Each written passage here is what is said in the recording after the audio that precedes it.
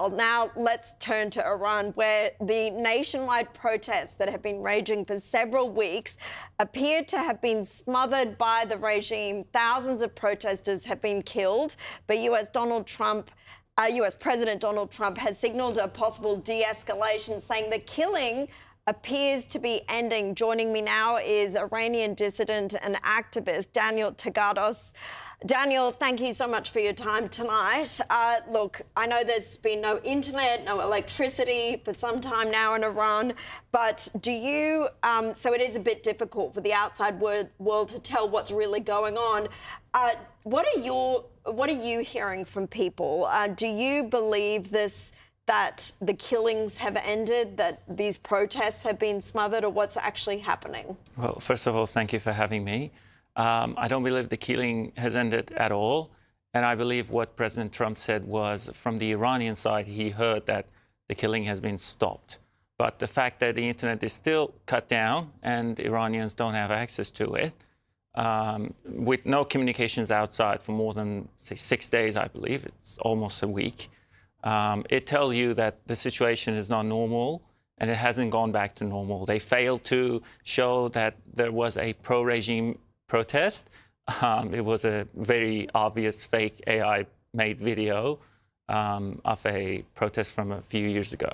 But the fact is, people of Iran have been protesting for like 8 days and calling the Shah and Pahlavi, directly calling his name.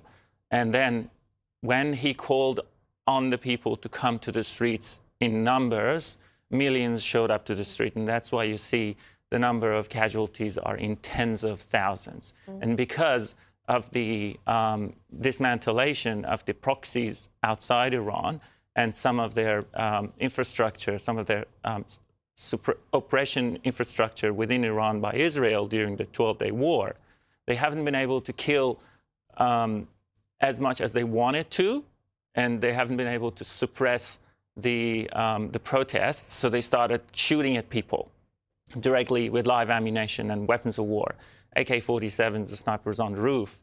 And now we see footage, very rarely coming out of Iran through Starlink internet or whatever that is, that show armored vehicles with mounted machine guns on top of them, roaming the streets. And there's basically a curfew or martial law, however you want to name it. I mean, it's chilling, and to see the footage that has been able to come out of the country.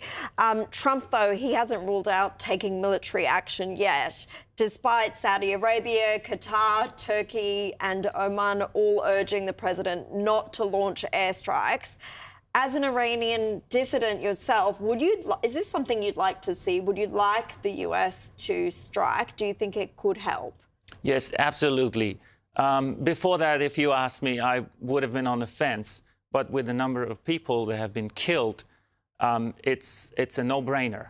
I mean, I've only seen numbers in more than 12,000 only in Tehran, which is the capital city. There are many major cities, Mashhad, Tabriz, Isfahan, and Shiraz.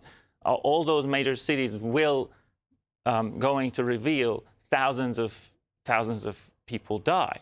So at this point, I know the regime has said that they're putting a figure at around 2,000, but we're hearing reports from dissident websites, and this was a few days ago, that it was more like 12,000. What are you hearing? What are the actual numbers? Do you have an idea? I think the numbers are going to be in more than 20,000, at least more than 20,000 people who are on the ground in Iran, who very rarely call their relatives outside of the country, because it's a one-way system. They can call only from Iran, and the calls are also monitored. They say the numbers announced, like 12,000 or something, these are like 1/10 of whatever it could be, because of the level of brutality that they've seen, unfortunately. Yeah. Iran's judiciary has denied now that it scheduled the execution of Irfan Soltani, who was detained by the regime despite his family's claims. A Norway-based Kurdish human rights organisation, Hengor, says Soltani's execution had been postponed, but they have warned that there are ongoing concerns for his life. Daniel, how worried are you for the fate of protesters like Irfan Soltani? And do you trust that the regime will spare their lives? Not at all, not at all. I mean, the footage I've seen is soul crushing. I've seen people with IV catheters connected to their bodies being shot in the forehead. That's what they did in these rounds. So it is obviously not going to be sparing people's lives. And this is why, and here's why. Because in the previous protests, in 2019, 2022, the major protests that we have seen against the regime, people mostly took it to the street to say what they don't want. Death to the dictator, or down to the dictator, death to Khamenei, and stuff like that. But this time, because they also chanted what they want, which was Javid Shah, meaning long live the Shah, calling for the Shah to return and calling for Pahlavi to return. In their most used chant, Pahlavi will return. Because of those, because they shown what they want, this regime has seen this as a major threat to their existence, because if that was established, it would have been over for them. And quite frankly, it is over for them. They no longer can rule the country like this. Iran is not like North Korea, where you can cut it off all access from the world. Well, look, I hope you're right. Lots of Iranians and many other people who support your people hope that you're right, and that is the end of this brutal Islamic Republic regime in Iran. Thank you for coming on, Danial Taghaddos. I appreciate your time.